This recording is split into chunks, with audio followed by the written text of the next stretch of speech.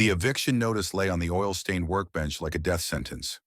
At 55, a man learns that dreams don't just die, they rust. They corrode slowly, invisibly, until one rainy October night when you're holding a wrench that feels heavier than it should, and you realize you've become a ghost in your own life. The fluorescent lights flickered overhead, casting harsh shadows across tools that had built careers, fed families, and kept the world running. Outside, the industrial district of Akron groaned under the weight of its own obsolescence. Factories shuttered, hope abandoned, futures foreclosed. But sometimes in the space between one heartbeat and the next, between the sound of expensive tires on wet gravel and the knock that changes everything, destiny arrives wearing designer heels and carrying an impossible problem. Sometimes, the very thing that threatens to destroy you becomes the key to your salvation. And sometimes, a single moment of genius, 20 minutes of listening to what others couldn't hear, becomes the first note in a symphony of revenge against every voice that ever whispered, "You weren't enough." Tonight, everything would change. The socket wrench felt heavier in Frank Thompson's weathered hands than it used to. At 55, every tool seemed to carry the weight of 15 years spent in this cramped garage in Akron, Ohio, where the American dream felt more like a distant memory than a promise. The October rain drummed against the corrugated metal roof, a symphony of struggle that had become the soundtrack to his life. "Grandpa Frank, you forgot dinner again," came a voice from the apartment doorway above the shop. Emma, 16 and wise beyond her years, stood with her arms crossed, wearing her Firestone High School volleyball uniform. Her dark hair was pulled back in a ponytail that made her look exactly like her mother Frank's daughter-in-law, Karen, who'd been taken by the same cancer that claimed his wife Linda 3 years ago. Frank set down the wrench and looked up at his granddaughter, the only family he had left. The scholarship letter from Ohio State University sat on his workbench. Acceptance guaranteed, but the living expenses would cost nearly $20,000 a year. Money he didn't have. "Just finishing Mrs. Patterson's Buick," he said, wiping his hands on an oil-stained rag. "The transmission's been slipping, and she needs it for work tomorrow." Emma descended the narrow stairs, moving with the careful grace of someone who'd learned early to navigate a world of financial uncertainty. "Mrs. Patterson's 83 and still working at the grocery store. Maybe she can't afford to pay you right now." Frank smiled at his granddaughter's perceptiveness.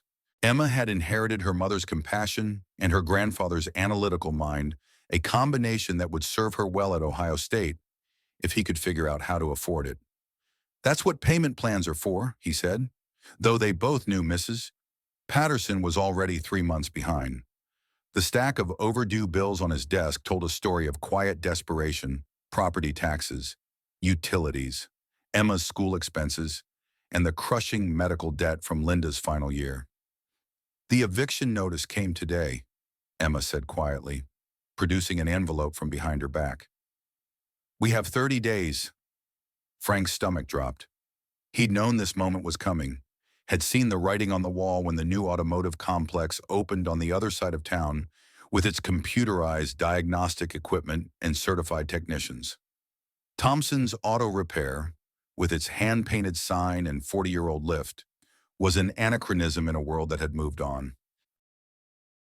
"Emma, sweetheart, don't worry about—" "I'm not going to college," she interrupted, her voice steady but her eyes glistening. "I'll get a job, help you save the shop." "The hell you will," Frank said firmly, the parental authority he'd assumed after his son's death coming through clearly. "Your mother made me promise. Your father made me promise. You're going to Ohio State, and you're going to become the engineer you've always dreamed of being." Before Emma could argue, the sound of expensive tires on wet gravel interrupted their conversation. Through the garage's grimy windows, Frank saw a silver Mercedes-Benz S-Class gliding to a stop under the single flickering streetlight. The car was pristine, its paint job reflecting the amber light like liquid metal. "We're closed," Frank called out as a woman emerged from the driver's seat. She was tall, probably in her late 40s, with shoulder-length auburn hair and a charcoal wool coat that probably cost more than Frank made in 3 months. Her heels clicked purposefully on the wet concrete as she approached the garage. "Mr. Thompson," her voice carried authority but not arrogance. "I'm Catherine Morrison. I have a problem no one else seems able to solve." Frank glanced at Emma, who shrugged. "Ma'am, it's 8 o'clock, and I'm not really equipped for luxury vehicles." "The Mercedes dealership in Cleveland has already tried and failed," Catherine interrupted, stepping into the harsh fluorescent light of the garage. Up close, Frank could see the exhaustion in her green eyes, the kind of fatigue that came from fighting a problem for too long. "So have 3 independent shops and 2 other dealerships, 6 different mechanics, all with computer diagnostics that cost more than your annual rent, and none of them can figure out what's wrong."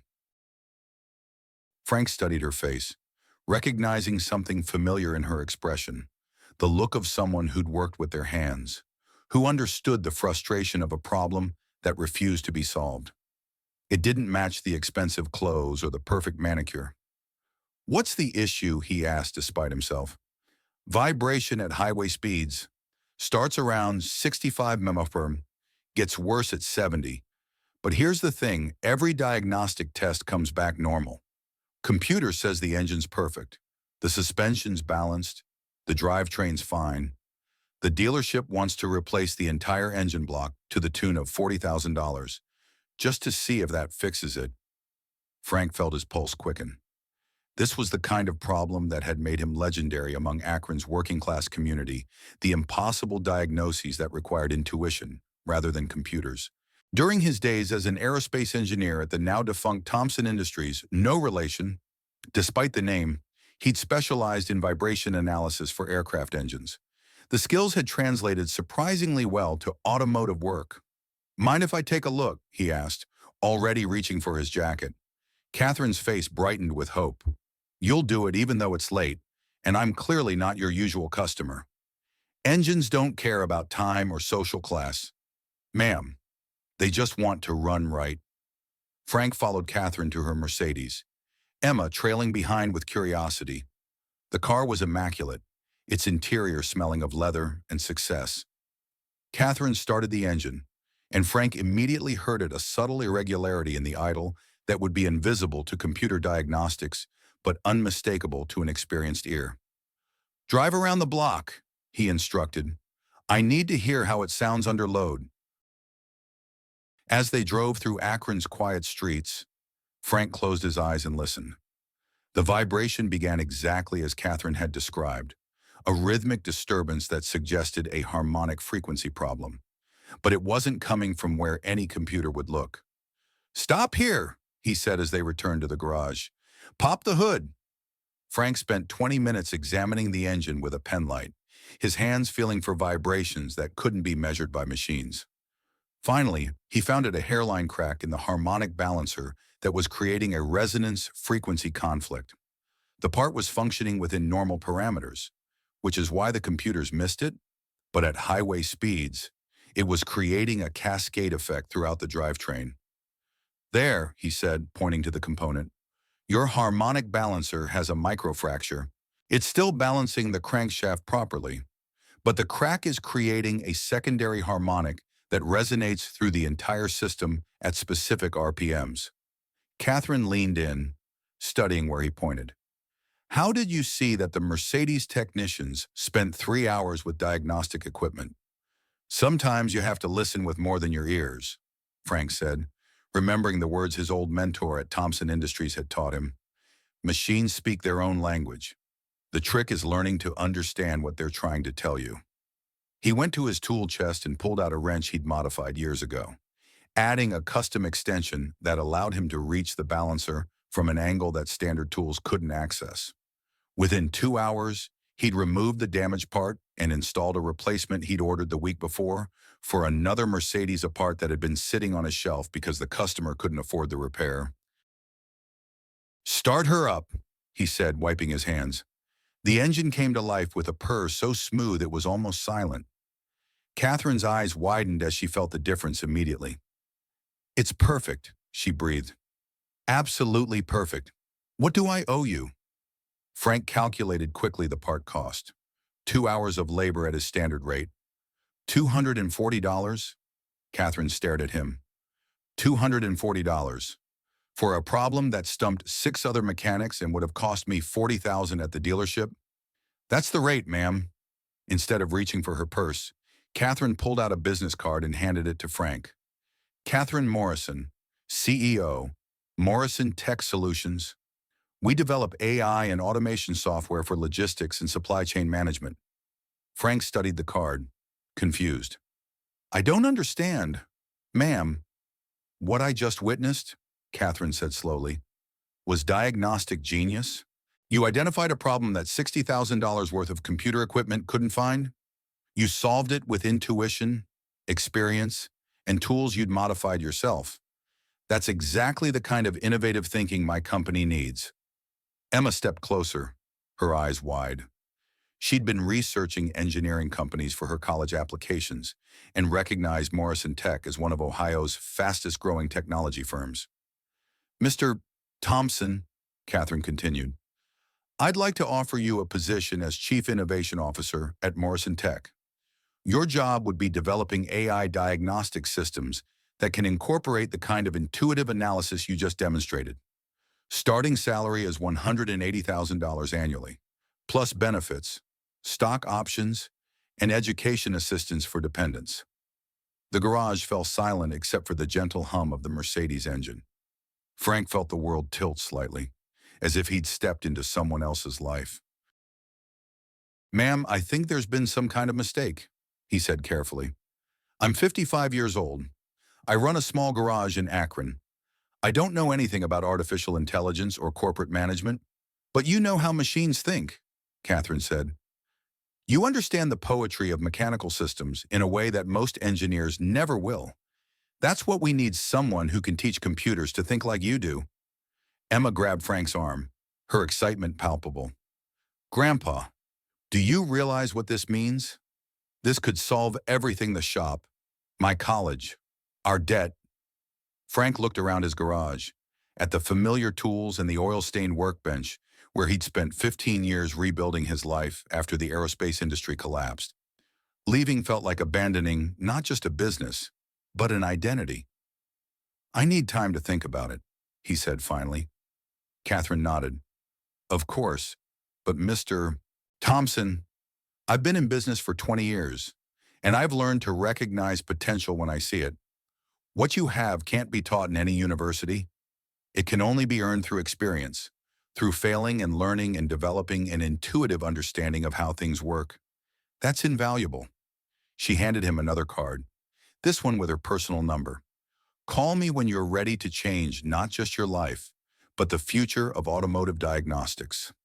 After Catherine left, Frank and Emma sat in the garage's office, the business cards spread on the desk between them like tarot cards promising an uncertain future. This is it, isn't it? Emma said quietly. This is our way out. Frank picked up the eviction notice, feeling its weight. Sweetie, I've been fixing things my whole life. First aircraft engines, then cars. I understand machines, but a corporate office, artificial intelligence, that's a different world entirely. Maybe it's time for a different world. Emma said, Mom always said you were the smartest person she knew, that you could figure out any problem if you put your mind to it. Your mom was biased. Was she wrong? Frank thought about the harmonic balancer, about how he'd known immediately what was wrong, despite the computer diagnostics saying everything was fine. He thought about the aerospace industry, how he'd specialized in problems that couldn't be solved with standard analysis, how he'd developed an almost mystical ability to hear what machines were trying to communicate. What if I fail? He asked. What if I'm just a good mechanic pretending to be something more? Emma stood and hugged him tightly. What if you succeed? What if you change everything for both of us? That night, Frank sat in Linda's old chair, holding her photograph and thinking about second chances. Linda had always believed in his potential, had encouraged him to go back to engineering after the aerospace plant closed. She'd understood that his gift wasn't just for fixing things, but for understanding the deeper principles that made them work. At 55, most people his age were thinking about retirement, not career changes. But as he looked around their small apartment above the garage, at the bills stacked on the kitchen table, and Emma's acceptance letter to Ohio State, he realized that stability was an illusion. The garage was failing whether he admitted it or not. The automotive industry was changing, becoming more computerized, more technical. His kind of hands-on diagnostic work was becoming obsolete. Maybe Catherine Morrison was offering him more than a job. Maybe she was offering him a chance to become relevant again, to use his skills in a way that mattered. The next morning, Frank called the number on Catherine's card. Morrison Tech Solutions, Catherine Morrison's office. This is Frank Thompson. I'd like to accept Ms. Morrison's offer. 3 weeks later, Frank stood in the lobby of Morrison Tech Solutions, wearing his best suit, a navy blue outfit he'd bought for Linda's funeral and hadn't worn since. The building was everything his garage wasn't: sleek, modern, filled with young people typing rapidly on laptops and talking about algorithms and data analytics. Emma had insisted on coming along for his first day, claiming she wanted to see where her grandfather would be working. In reality, Frank suspected she was as nervous as he was and wanted to provide moral support. Mr. Thompson, a young man with a tablet, approached them. I'm Kevin Park, Morrison's assistant. She's waiting for you in the executive conference room. They rode the elevator to the 15th floor, Frank's stomach churning with each ascending floor. Through the glass walls, he could see teams of programmers and engineers, most of them young enough to be his children, working on projects he couldn't begin to understand. Catherine was waiting in a conference room with floor-to-ceiling windows overlooking downtown Cleveland. She wore a professional gray suit, but her smile was warm and genuine when she saw him. Frank, she said, extending her hand, I'm so glad you decided to join us. And you must be Emma. Yes, ma'am, Emma replied, shaking Catherine's hand with surprising confidence. I just wanted to see where Grandpa will be working. I start Ohio State in the spring, studying mechanical engineering. Excellent choice, Catherine said. We have a fantastic internship program for engineering students. You should apply. Frank cleared his throat. Ms. Morrison, I have to be honest. I spent the last 3 weeks reading everything I could about artificial intelligence and automotive diagnostics. And I'm not sure I understand how my experience translates to what you do here. Catherine gestured for them to sit at the polished conference table. Frank, do you know how most automotive AI works? From what I've read, pattern recognition mostly. The computer analyzes thousands of diagnostic scenarios and learns to identify problems based on data patterns. Exactly. But here's the limitation. Computers can only recognize patterns they've been taught to see. They can't make the kind of intuitive leaps you made with my Mercedes. They can't feel a vibration that's technically within normal parameters, or hear a sound that suggests a problem that hasn't happened yet. Catherine stood and moved to a whiteboard. What we're developing is something we call human-AI collaboration. Instead of replacing human intuition with artificial intelligence, we're teaching AI to incorporate and amplify human insight. She drew a simple diagram showing a traditional diagnostic process versus their proposed system. Current AI looks at data points in isolation. Our system would combine those data points with experiential knowledge, the kind of pattern recognition that comes from 30 years of listening to engines. Frank studied the diagram, his engineering mind beginning to grasp the concept. You're talking about creating a feedback loop between human intuition and machine processing. Exactly. The AI handles the data analysis, but it incorporates qualitative inputs from experienced mechanics, things like the engine sounds labored under load, or the vibration feels different from a standard imbalance issue. Emma leaned forward, fascinated. It's like teaching a computer to think like Grandpa. That's a perfect way to put it, Catherine said. Frank, your job would be to work with our development team to create diagnostic protocols that combine traditional computer analysis with the kind of intuitive problem-solving you demonstrated on my car. Frank felt something stir in his chest: excitement, perhaps, or recognition. This was the kind of problem he'd always been drawn to, bridging the gap between technical analysis and practical application. "Where would I start?" he asked. Catherine smiled. "With a real challenge. We have a client, a logistics company with a fleet of delivery trucks. They're experiencing intermittent engine problems that only occur under specific load conditions. 3 different diagnostic teams have failed to identify the issue. It's costing them thousands of dollars in downtime." She handed Frank a tablet loaded with diagnostic data, maintenance records, and driver reports. "Think of it as your first case study. We want to see how you'd approach the problem, then work backward to develop AI protocols that could replicate your thought process." Frank scrolled through the data, his mind automatically organizing the information into patterns. This was familiar territory, complex problems with multiple variables, situations where standard analysis fell short. "I'd want to drive one of the trucks," he said after a few minutes. "Data is useful, but you can't diagnose a dynamic problem from a static report. I need to feel how the engine responds under the actual conditions where the problem occurs." Most of our engineering team would want to run computer simulations first. Computer simulations tell you what should happen, not what is happening. There's a difference. Catherine exchanged a glance with Kevin, and Frank caught a look of satisfaction in her expression. "That's exactly the kind of thinking we need. Kevin will set up a meeting with the client for tomorrow." "Frank, I think this is going to be a very productive partnership." As they prepared to leave, Catherine walked them to the elevator. "Frank, can I ask you something personal? What made you decide to take this job? It's a big change from running your own garage." Frank thought about the eviction notice, about Emma's college dreams, about the stack of bills that had defined his reality for the past 3 years. But when he answered, he realized those weren't the real reasons. "My wife Linda used to say that the worst thing that could happen to a person wasn't failing, it was becoming irrelevant.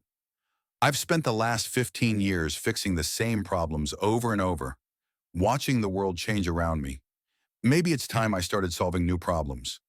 Catherine nodded thoughtfully. "I think Linda was a very wise woman." The next morning, Frank found himself in the passenger seat of a delivery truck in Columbus, Ohio, listening to an engine that was behaving exactly as the diagnostic reports had described. Under normal driving conditions, it ran perfectly. But when loaded with cargo and operating in stop-and-go traffic, it developed a stuttering hesitation that made the truck unreliable for delivery schedules. The driver, a 30-year veteran named Miguel Santos, had been dealing with the problem for months. "It's like the engine gets confused," he explained as they drove through downtown Columbus. "Works fine on the highway, works fine empty, but put some weight in the back and ask it to accelerate from a stop sign, and it acts like it's thinking about whether it wants to go or not." Frank listened carefully, not just to Miguel's description, but to the engine itself. After an hour of driving under various conditions, he had Miguel pull over at a truck stop. "Can you pop the hood?" he asked. Frank spent 20 minutes examining the engine, but unlike the Mercedes situation, this wasn't a mechanical problem he could see or feel. This was something more subtle, something in the interaction between the engine management system and the actual driving conditions. "Miguel, tell me about when this started. Was there any kind of maintenance or modification done to the truck before the problem began?" Miguel thought for a moment. "Yeah, actually, we had the engine control module updated about 6 months ago. The manufacturer said it would improve fuel efficiency." Frank felt a familiar spark of recognition. The new software probably optimized the fuel injection timing for highway efficiency, but it didn't account for the different load characteristics of stop-and-go delivery driving. He pulled out his phone and called Catherine. "I think I've got it. This isn't a mechanical problem, it's a software calibration issue. The engine management system is optimized for steady-state highway driving, but it can't properly adapt to the rapid load changes that occur in delivery driving. Can you fix it?" "Not directly, I'd need access to the engine management software, but I can tell you exactly what parameters need to be adjusted and how to test the calibration under real-world conditions." That afternoon, Frank found himself in Morrison Tech's development lab, working with a team of software engineers to create a diagnostic protocol that would identify similar calibration issues in other vehicles. The process was unlike anything he'd experienced. Instead of fixing a specific problem, he was teaching a computer system how to recognize and solve an entire category of problems. The key insight, he explained to the development team, is that engine management systems are often calibrated for ideal conditions that don't match real-world usage patterns. The AI needs to be able to identify the gap between theoretical performance and actual performance. Dr. Sarah Chen, Morrison Tech's lead systems engineer, nodded thoughtfully. So we're not just diagnosing mechanical failures, we're diagnosing the mismatch between design assumptions and operational reality. Exactly. Most diagnostic systems look for broken parts. We need to look for parts that are working exactly as designed, but designed for the wrong application. Over the following weeks, Frank found himself settling into a routine that would have seemed impossible just a month earlier. His days were split between fieldwork, driving to client locations to diagnose problems firsthand, and lab work, where he collaborated with software engineers to translate his intuitive, problem-solving approach into algorithms. The work was challenging in ways that surprised him. Instead of simply fixing problems, he had to articulate why his solutions worked, breaking down unconscious thought processes into steps that could be programmed into a computer system. It's like teaching someone to ride a bike, he explained to Emma during one of their evening dinners. You know how to do it, but explaining how you maintain balance while steering and pedaling at the same time, that's the hard part. Emma was thriving at Ohio State, commuting from their new apartment in Cleveland, a modern two-bedroom unit that Morrison Tech had helped them secure. The contrast between their old life above the garage and their current situation still sometimes felt surreal to Frank. "How's the team treating you?" Emma asked. "I know you were worried about fitting in with people half your age." Frank smiled. "Funny thing is, they seem to appreciate having someone around who remembers how things worked before computers took over." Yesterday, one of the young engineers asked me to explain how mechanical fuel injection systems worked because he was trying to understand why certain AI calibrations weren't translating to older vehicles. "They're learning from you. We're learning from each other. That's what makes it work." 3 months into his tenure at Morrison Tech, Frank was beginning to feel confident in his new role when the crisis hit.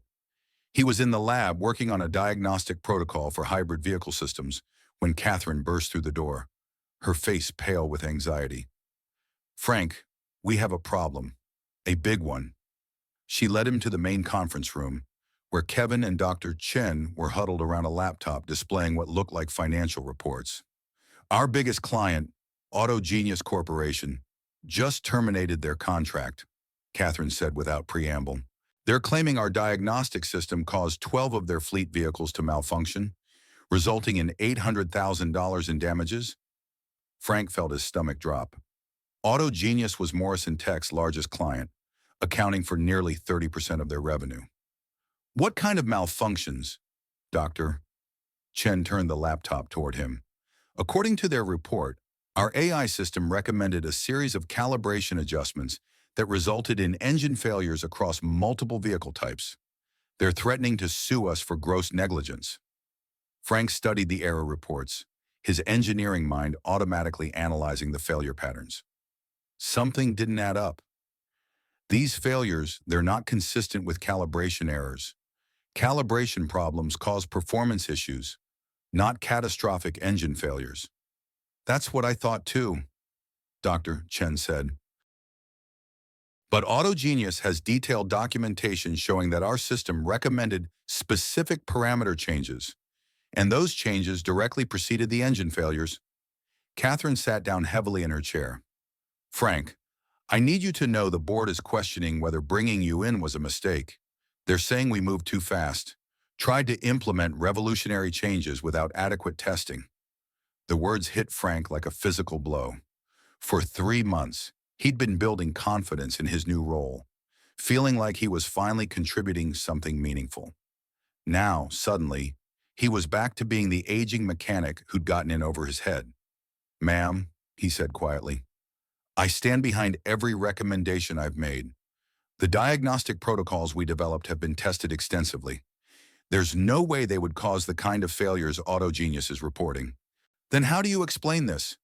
Catherine handed him a printout showing detailed logs from the AutoGenius diagnostic system, clearly showing Morrison Tech's AI recommendations followed by engine failures. Frank studied the data carefully, his trained eye looking for patterns that might not be obvious to others. After 20 minutes of analysis, he looked up with a grim expression. These logs have been falsified. The room fell silent. Dr. Chen leaned forward. What do you mean on, look at the timestamps, Frank said, pointing to specific entries in the log. The system allegedly recommended calibration changes at 1432, but the failure symptoms started appearing in the logs at 1428. The failures preceded the recommendations by 4 minutes. Catherine and Dr. Chen studied the data, and Frank watched understanding dawn on their faces. Someone at AutoGenius deliberately caused these failures. Dr. Chen said slowly, then backdated our recommendations to make it look like we were responsible. But why? Catherine asked. We've had a good relationship with AutoGenius for 2 years. Frank had been thinking about the same question. Who benefits if Morrison Tech's diagnostic system is discredited? Catherine's expression hardened. Every one of our competitors, but particularly Tech Drive Solutions, they've been trying to break into the automotive AI market for years.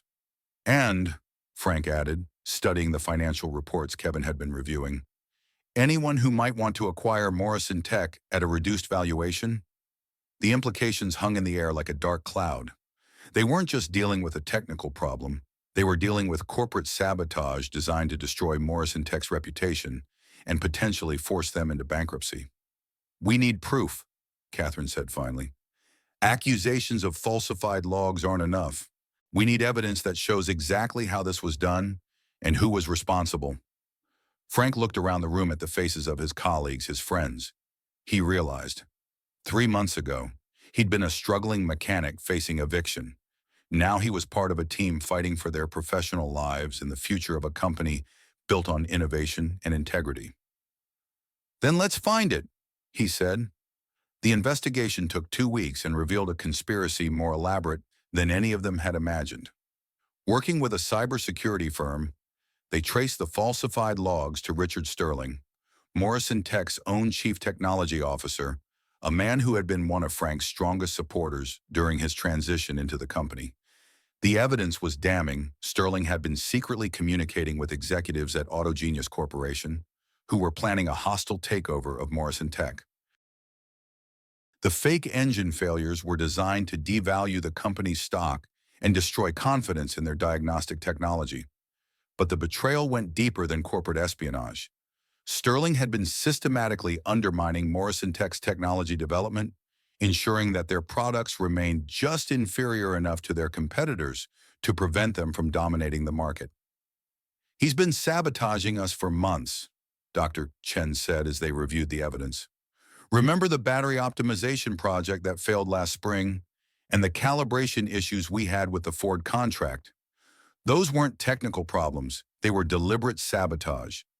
Catherine stared at the financial records showing Sterling's payments from AutoGenius. Richard has been with the company for 5 years. I trusted him completely. Frank thought about his time in the aerospace industry, about how he'd seen similar betrayals when companies were struggling to survive in a competitive market. It's not about the company, ma'am. It's about people who are willing to sacrifice anything for personal gain. The confrontation with Sterling took place in the same conference room where Frank had first learned about the AutoGenius crisis. Catherine had arranged for legal counsel to be present, along with representatives from the cybersecurity firm that had uncovered the evidence. Sterling walked into the room with his usual confident demeanor, but Frank watched his expression change as he saw the assembled group and the documentation spread across the conference table. Richard, Catherine said without preamble, we know about AutoGenius. We know about the falsified logs, the payments, and the systematic sabotage of our development projects. Sterling's face went pale, but he tried to maintain his composure. I don't know what you're talking about. Frank spoke for the first time since Sterling had entered the room. The engine failures were caused by contaminated fuel injectors, not calibration errors. Someone with access to AutoGenius's fleet introduced metallic particles into their fuel systems, causing the injectors to fail in a way that would look like software-related problems. You can't prove that, Sterling said, but his voice lacked conviction. Actually, we can, Dr. Chen said, sliding a forensic report across the table. We convinced AutoGenius to let us examine one of the failed engines. The metallic contamination has a very specific composition, industrial grinding compound that's used in automotive machine shops. Catherine leaned forward. The same compound found in your personal vehicle's trunk when security searched it this morning. Along with detailed plans for the AutoGenius takeover and your projected compensation for facilitating it, Sterling's shoulders sagged as he realized the evidence against him was overwhelming. You don't understand the pressure I was under. AutoGenius offered me a vice president position, equity stakes, financial security I could never have here. So you destroyed the lives of everyone you worked with, Frank said quietly. People who trusted you, who considered you a friend. I never meant for it to go this far, Sterling said. The plan was just to make Morrison Tech look less competitive, force some changes in leadership. I didn't know they were planning a complete takeover. Catherine's voice was cold with controlled anger. Get out of my building, Richard. Legal counsel will be in touch regarding criminal charges. After Sterling left, Frank found himself alone with Catherine in her office. The crisis was over. AutoGenius had agreed to reinstate their contract once the evidence of Sterling's sabotage became clear, but the emotional toll was evident on Catherine's face. I'm sorry you had to go through this, she said. I know you came here for a fresh start, not corporate intrigue and betrayal. Frank looked out the window at downtown Cleveland, thinking about how much his life had changed in just 4 months. Ma'am, if you don't mind me saying, this wasn't about corporate politics. This was about integrity versus greed, about people who build things versus people who tear them down. And which side are we on? Frank smiled. I think that was proven pretty clearly over the last 2 weeks. Catherine stood and moved to her office wall, where she kept a collection of photos from Morrison Tech's early days, pictures of the small team that had started the company in a rented warehouse, working 18-hour days to build something meaningful. Frank, can I tell you something I've never told anyone else at the company? Of course. My name isn't really Catherine Morrison. It's Katie Miller. I grew up in a 2-bedroom trailer in eastern Kentucky. My father was a coal miner. My mother cleaned houses for wealthy families in Lexington. Frank studied her face, seeing something vulnerable beneath the professional composure. What made you change it? When I got my first corporate job, I quickly realized that Katie Miller from a trailer park wasn't going to be taken seriously in boardrooms full of Ivy League graduates. So I became Catherine Morrison, complete with a fabricated background that suggested private schools and family money. She turned back to face him. I've been living that lie for 20 years, terrified that someone would discover the truth. But watching you these past few months, seeing how you've brought authenticity and genuine expertise to everything you do, I realized that hiding who I am has been limiting who I could become. Frank thought about his own journey, about the shame he'd felt walking into Morrison Tech in his funeral suit, convinced he didn't belong in a world of artificial intelligence and corporate strategy. Ma'am Katie, your background isn't something to hide from. It's something that made you who you are. The fact that you built this company from nothing, that you understand what it means to work with your hands and worry about paying bills, that's what makes you a good leader.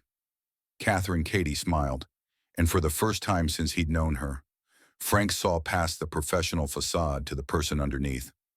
Frank, there's something else I want to discuss with you. The board has asked me to offer you a permanent position as Chief Technology Advisor. It would involve expanding our human AI collaboration program nationally, working with automotive companies across the country to implement the diagnostic protocols you've developed. Frank felt a surge of pride mixed with amazement. 6 months ago, he'd been facing eviction from a failing garage. Now he was being offered a position that would influence the future of automotive technology. There's one condition I'd want to include, he said. I'd like to keep my garage as a working laboratory. Not the old shop in Akron, but a new facility where we can test our AI systems under real-world conditions, where experienced mechanics can work alongside engineers to develop practical solutions. Katie's eyes lit up. A hybrid facility corporate research meets hands-on application. Exactly. And I'd want to offer apprenticeship programs for young people from working-class backgrounds, kids who might not see a path into the technology industry. Like Emma? Like Emma used to be, before she got opportunities she never expected. 3 months later, Frank stood in the main bay of the Thompson Innovation Center, watching Emma explain the principles of hybrid engine diagnostics to a group of high school students from inner-city Cleveland. The facility was everything he'd envisioned: a working garage equipped with the latest diagnostic technology, where Morrison Tech's AI systems could be tested and refined under real-world conditions. The students were a diverse group, selected from vocational programs across Ohio based on their aptitude for mechanical problem-solving rather than their academic credentials. Emma, now a sophomore at Ohio State, spent her weekends at the center as a volunteer instructor, bridging the gap between theoretical engineering and practical application. The key thing to understand, Emma was saying, is that diagnostic AI isn't meant to replace human intuition, it's meant to amplify it.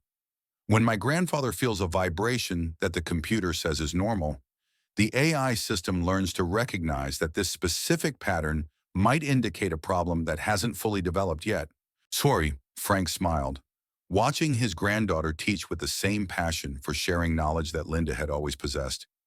Emma had found her calling in the intersection of engineering theory and practical application, following a path that honored both her academic abilities and her family's working-class roots.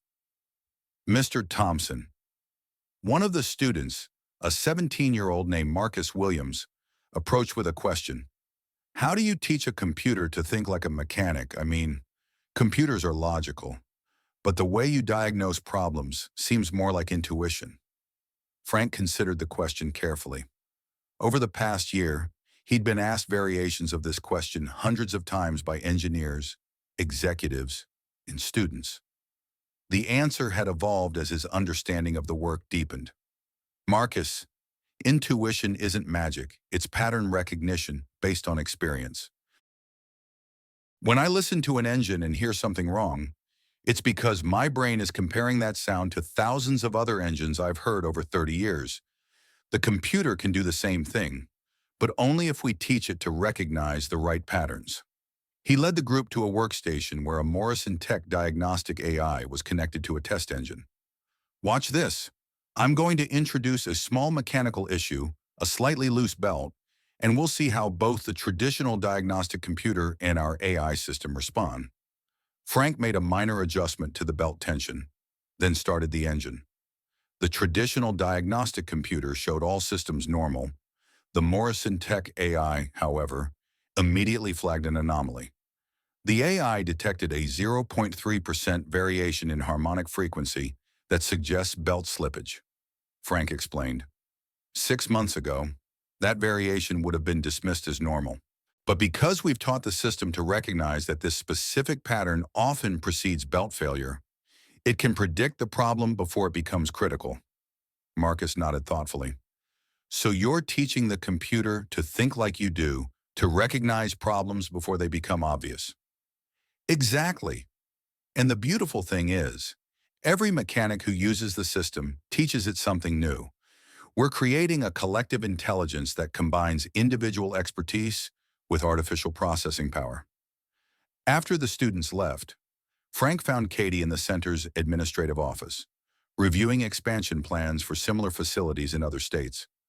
Their working relationship had evolved over the past year into something deeper, a partnership based on mutual respect, shared values, and complementary strengths. How did the demo go? She asked, looking up from her laptop. Good, Marcus Williams asked some very insightful questions. I think he's going to be applying for our apprenticeship program, Katie smiled. Speaking of the apprenticeship program, I have some news. The Department of Labor wants to use our model as the basis for a national initiative. They're calling it Bridging the Skills Gap programs that combine traditional vocational training with emerging technology. Frank sat down across from her, still amazed sometimes by how far they'd all come. That means more kids like Marcus will get opportunities they wouldn't have had otherwise. And more companies will have access to the kind of innovative thinking that solves problems other people can't solve. Frank looked around the center at the modern diagnostic equipment integrated seamlessly with traditional repair tools, at Emma's engineering textbooks sitting next to his old socket wrench in a display case that honored both theoretical knowledge and practical wisdom. Katie, can I ask you something? Of course. Do you ever miss the simplicity of your old life, I mean? When I was just fixing cars in Akron, the problems were straightforward. The solutions were clear. Now everything's more complex. Katie considered the question thoughtfully. I miss the clarity sometimes, but not the limitations. When I was Katie Miller cleaning houses in Kentucky, I knew exactly what my life would look like: the same work, the same financial struggles, the same narrow range of possibilities. Now, as Catherine Morrison running Morrison Tech, I have the power to create opportunities for people like us. People like us. People who understand what it means to work with their hands, who know that innovation comes from solving real problems for real people, who remember where they came from and want to help others rise above their circumstances. Frank nodded, understanding. The journey from struggling mechanic to technology executive hadn't just changed his financial situation, it had given him a platform to influence how innovation happened, to ensure that practical wisdom remained part of the equation as the world became increasingly automated. His phone buzzed with a text from Emma. Grandpa, got the results from my fluid dynamics exam. 96% professor says I have an intuitive understanding of how theoretical principles apply to real-world systems. Wonder where I got that from, love you. Frank showed the message to Katie, who smiled warmly. She's going to change the world. You know, the combination of academic excellence and practical understanding she's developing that's going to revolutionize how engineering is taught. She already is changing the world. Every weekend she's here, teaching kids that they don't have to choose between working with their hands and working with their minds. That evening, Frank stood in his new apartment, a spacious 3-bedroom unit in a converted warehouse that had once manufactured automotive parts and reflected on the journey that had brought him here. On his desk sat the acceptance letter from Ohio State that had once seemed impossible to afford, now framed next to Emma's Dean's List certificate and a photo of the Thompson Innovation Center's grand opening. The old socket wrench from his Akron garage sat in a place of honor on his bookshelf, next to technical manuals on artificial intelligence and automotive engineering. The tool represented more than just his past. It represented the principle that good work, done with integrity and skill, creates value that transcends immediate circumstances. His phone rang, and he saw Katie's name on the caller ID. Hey, she said when he answered. I just got off the phone with the CEO of automotive giant Ford Motors.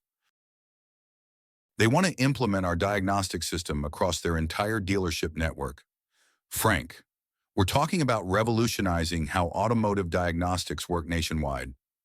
Frank felt the familiar surge of excitement that came with new challenges, new problems to solve. What's the timeline? 18 months for full implementation. It would mean expanding our team, opening training centers in major metropolitan areas, developing specialized protocols for different vehicle types. And I want you to lead the project. Chief Technology Officer, Morrison Tech. Frank was quiet for a moment, absorbing the magnitude of what she was offering. Chief Technology Officer of a company that was reshaping an entire industry, with the opportunity to influence how millions of vehicles were diagnosed and repaired. Katie, a year ago I was facing eviction from a failing garage. Are you sure about this? Frank, a year ago you solved a problem that 6 other mechanics couldn't solve, using nothing but experience, intuition, and a wrench you'd modified yourself. Today, the diagnostic protocols based on your approach are being used by automotive companies across the country. I've never been more sure of anything. Frank looked out his window at the lights of Cleveland, thinking about all the mechanics in garages across America who were still struggling the way he used to struggle, who had knowledge and skills that weren't being recognized or valued. I accept, on one condition, name it. We expand the apprenticeship program. I want every kid who has an aptitude for fixing things to have a chance to learn how to fix the future. Katie's laughter was warm and genuine. Done, Frank. We're going to change everything. After they hung up, Frank called Emma to share the news. Her excitement was infectious, bubbling over with plans for how the expanded programs could reach even more young people, how the technology could be made accessible to independent mechanics, how the bridge between practical wisdom and technological innovation could be strengthened. Later, as he prepared for bed, Frank picked up the photograph of Linda that he still kept on his nightstand. For the first year after her death, looking at her picture had brought only sadness and grief for dreams unfulfilled and potential unrealized.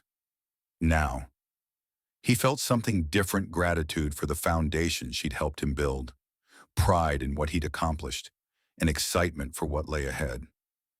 You were right, he said softly to her image. It was never too late to become relevant again. Outside, the city hummed with the energy of people working late, pursuing dreams, solving problems, building futures. Tomorrow, Frank would return to the Thompson Innovation Center, where young people were learning that they didn't have to choose between honoring their backgrounds and reaching for their aspirations. He'd work with engineers and programmers to develop technology that made human expertise more valuable, not less. He'd help ensure that innovation remained grounded in the practical wisdom that comes from working with your hands and understanding how things really work. At 55, Frank Thompson had discovered that second chances aren't just about changing your circumstances, they're about finding ways to use everything you've learned to create opportunities for others. The struggling mechanic who'd once feared irrelevance had become a bridge between worlds, proving that true innovation happens when different perspectives come together to solve problems that matter. The socket wrench on his bookshelf caught the light from his reading lamp, a reminder that the tools you make with your own hands, shaped by your own experience, are often the ones that solve the problems no one else can figure out. And sometimes, if you're very lucky, those tools become the foundation for building something larger than you ever imagined possible. Frank smiled, turned off the light, and prepared for another day of changing the world, one impossible problem at a time.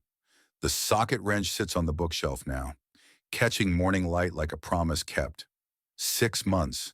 That's all it took to transform a life that seemed written in stone. But transformation isn't free. It costs you the comfortable weight of familiar limitations, the safety of knowing exactly where you stand, even when that place is sinking. Frank Thompson learned that relevance isn't about age, it's about courage. The courage to listen when opportunity whispers through expensive car engines. The courage to trust that 30 years of calloused hands and intuitive wisdom still matter in a world of algorithms and corporate boardrooms. He discovered that bridges aren't just built between worlds, they're built between who you were and who you're brave enough to become. The garage in Akron is gone now, but its spirit lives on in the Thompson Innovation Center, where kids learn that fixing things and building futures aren't separate dreams, where experience meets possibility, where the wisdom of weathered hands guides the precision of artificial minds. Some stories end, others simply begin again, with different tools, broader horizons, and the quiet knowledge that it's never too late to prove the world wrong about what you're worth. What would you build if you knew your experience was exactly what someone was looking for?